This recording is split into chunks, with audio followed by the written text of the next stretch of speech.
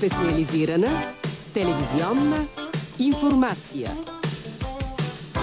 Специализирано предаване за хора с увреден слух.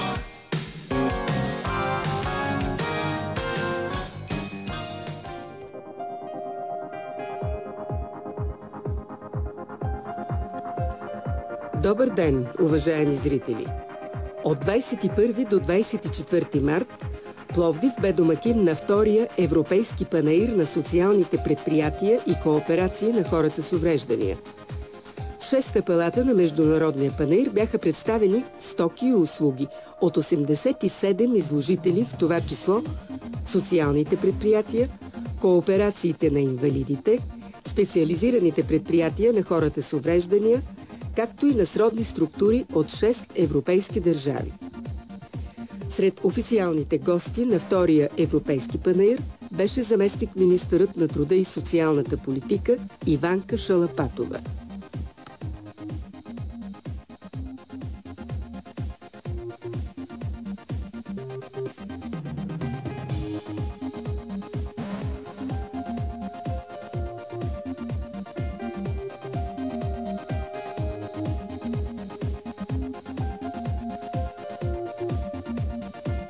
Интересното през тази година е, че извън традиционното участие на социални предприятия, кооперации, специализирани предприятия, общински, частни, така както беше към момента, то през тази година вече имаме и доставчици на услуги, разширихме кръга на изложителите с специализирани услуги, предоставящи заетост и целия кръг от услуги за хора с увреждания.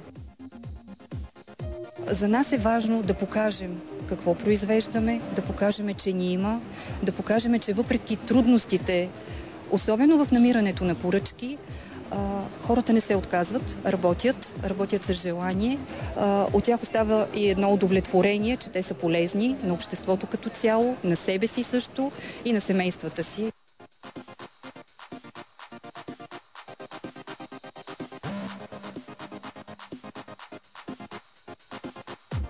На този щанд са представени творбите на деца и младежи с различни увреждания. Слухови, епилепсия, невромускулни заболявания и зрителни увреждания.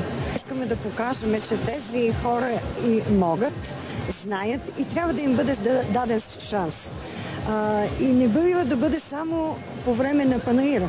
Това трябва да бъде целогодишно. Те трябва да се чувстват спокойни, да имат пространството и времето, за да покажат своите възможности, че могат да бъдат полезни за обществото и за себе си.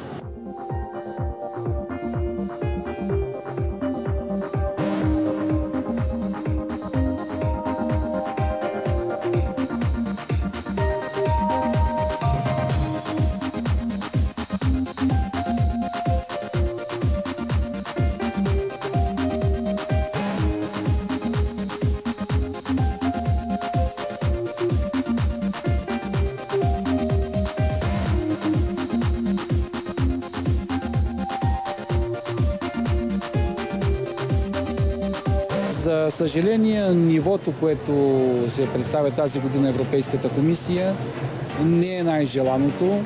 Предполагам, че политическата криза и проблеми в самия Европейски съюз се отразяват върху ангажиментите на комисарите. От българска страна също правителството според мен е представено доста слабо, но и тук като че нещата са разбираеми. Голяма тревога в мен буди факта, че един малък преглед на панаира показва, прямо миналата година много от предприятията липсват. Много по-слабо изложението, което показва, че те губят все повече и повече конкурентоспособност, вероятно поръчки, тъй като една част от чевашките предприятия работеха на ишлеме, днес тях ги няма. И като цяло процесът със заетостта на хората с увреждания в България в никакъв случай не бележи положителен прогрес.